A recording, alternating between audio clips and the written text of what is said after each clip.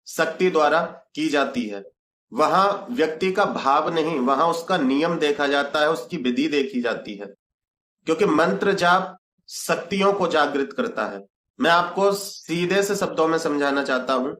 जैसे किसी बच्चे ने कहा मां, अब वो मां आ गई, ये नाम जाप है। वहां ना तो बच्चे का कोई स्वार्थ है, न मां को किसी शक्ति को जगाने की आवश्यकता है। मां उसको शिशु की तरह गोद में उठा लेती है। लेकिन मंत्र जाप से क्या होता है कि मंत्र जाप हम जिस उद्देश्य के लिए कर रहे हैं, भगवती हमें उसी प्रकार की शक्ति प्रदान करती है, या कोई भी देवी देवता हो उसी प्रकार के रूप में वो सक्रिय होते हैं।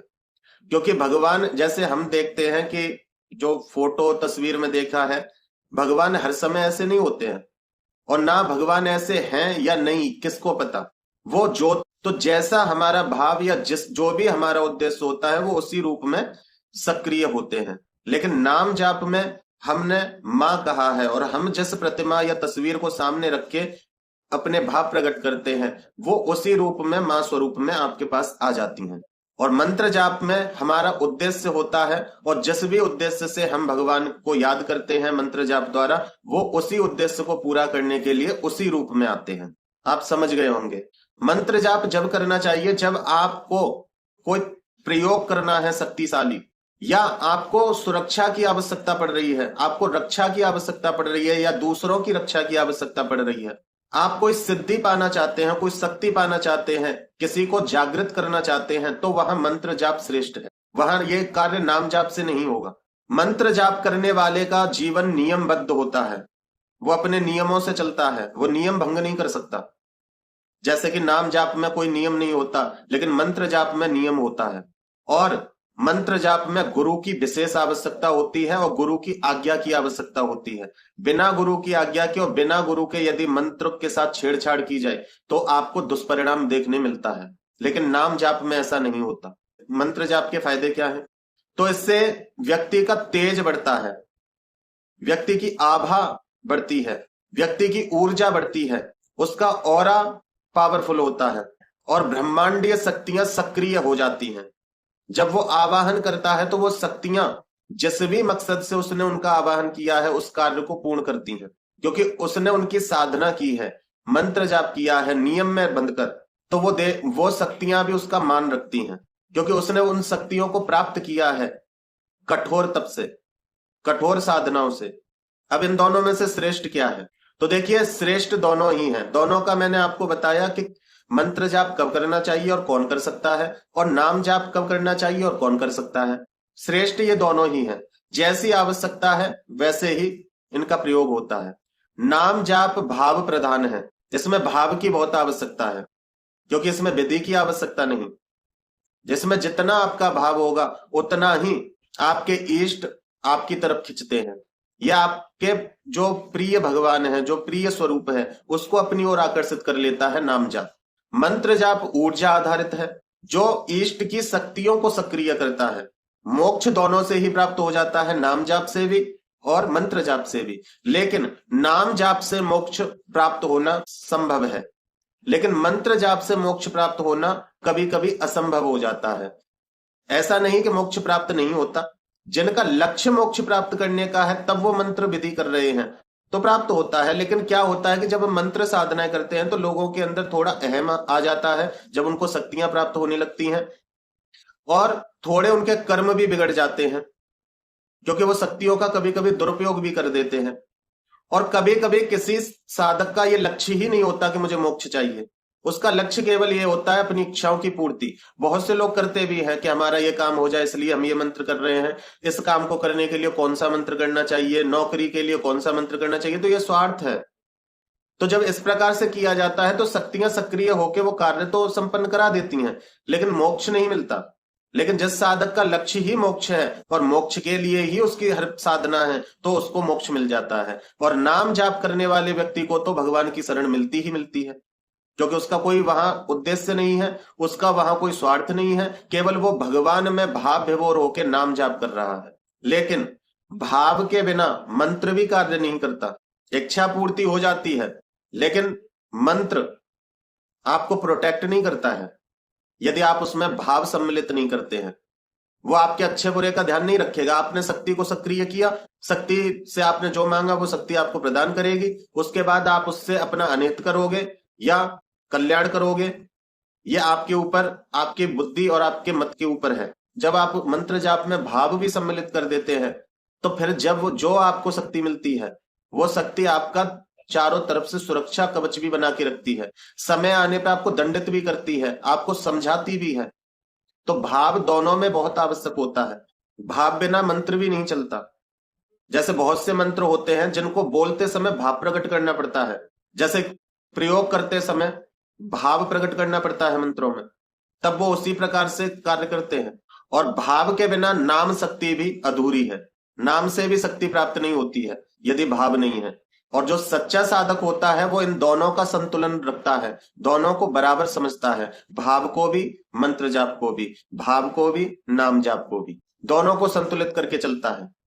तो मैं उम्मीद करता हूं कि आप समझ पाए होंगे कि मंत्र जाप क्या है और नाम जाप क्या है, मंत्र जाप के लिए क्या नियम है और नाम जाप के लिए क्या नियम है, मंत्र जाप किसको करना चाहिए और नाम जाप किसको करना चाहिए, कौन कर सकता है, और दोनों में से श्रेष्ठ क्या है, किस कामना के लिए हमें क्या करना है। तो आज की इस वीडियो में संपूर्ण जानकारी मैंने आपको दी है। जानकारी पसंद आई हो तो वीडियो को एक लाइक अवश्य कर देना, कमेंट में जय माता दी लिखना। चैनल पर आप पहली बार आए हैं तो चैनल को सब्सक्राइब कर लेना, क्योंकि मैं इसी प्रकार की रोचक और ज्ञानवर्धक जानकारी लेके आता रहता हूं। फिर मिलते हैं एक अगली वीडियो में एक नई जानकारी के साथ। तब तक अपना और अपने परिवार का ध्यान रखें, भगवान की भक्ति करें, निरंतर भक्ति पथ पर आगे बढ़ते रहें। जय माता दी, जय मां ललितांबिका।